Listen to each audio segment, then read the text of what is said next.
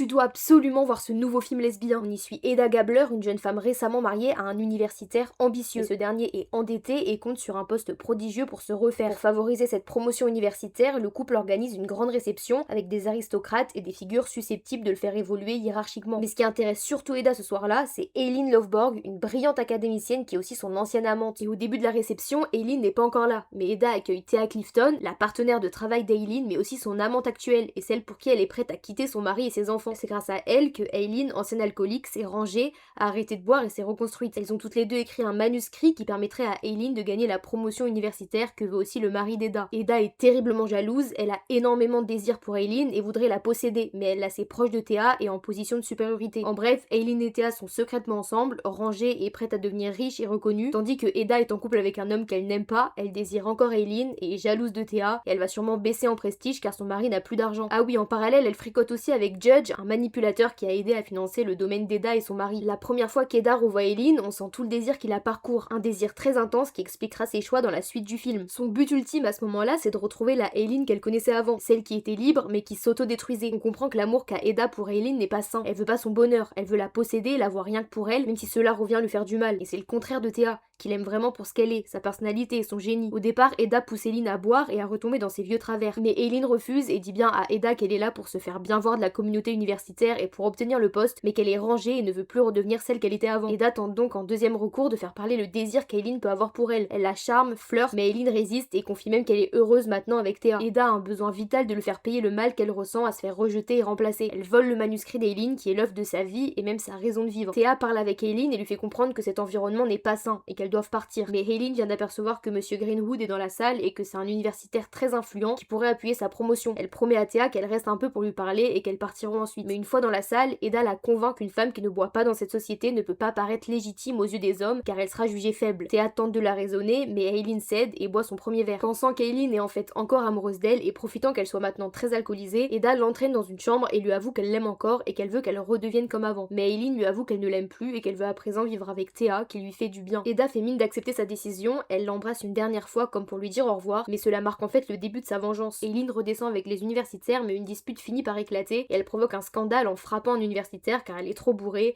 et elle n'en peut plus des discours masculins sur la passion, la morale ou encore la sexualité, et c'est à ce moment-là qu'elle se rend compte que son manuscrit n'est plus dans son sac. Elle s'empresse de le chercher partout mais elle retrouve que des feuilles arrachées dans le lac. Abattue, elle va voir Thea, mais cette dernière est terriblement en colère car cela représente aussi son œuvre et elle a passé la soirée à essayer de mettre en garde Eileen sur le danger que représentait cet endroit pour leur travail. Thea lui dit que c'est fini entre elles, qu'elle peut plus quitter sa famille pour un avenir qui n'est plus du tout assuré. Eda retrouve ensuite Eileen et lui donne une arme pour que cette dernière mette fin à ses jours, maintenant qu'elle n'a plus de manuscrit, d'amante et de travail. Au dernier moment, Eileen renonce à se donner la mort, mais alors qu'elle marche dans le jardin, son amie la harcèle de questions et un coup de feu part involontairement. Elle reçoit une balle dans le ventre, les médecins tentent de la sauver et l'emmènent. Thea s'en veut et tente avec le mari d'Eda de réécrire le manuscrit à l'aide des quelques notes d'Eileen. Entre-temps, Judge pose un ultimatum à Eda, soit elle se donne à lui et il ne dira pas que c'est elle qui a brûlé le manuscrit, soit elle refuse et il dira tout. Elle tente de s'échapper mais il essaye de l'étrangler et finalement il la lâche se rendant compte de son acte. Eda, qui a tout perdu, court dans le lac, elle est prête à s'y noyer mais elle entend soudainement quelqu'un l'appeler. C'est son mari qui lui dit qu'Eileen s'est réveillée. D'un coup, elle sourit. Bref, je vous conseille vraiment d'aller voir le film, n'hésitez pas à vous abonner et mettre un j'aime. Salut!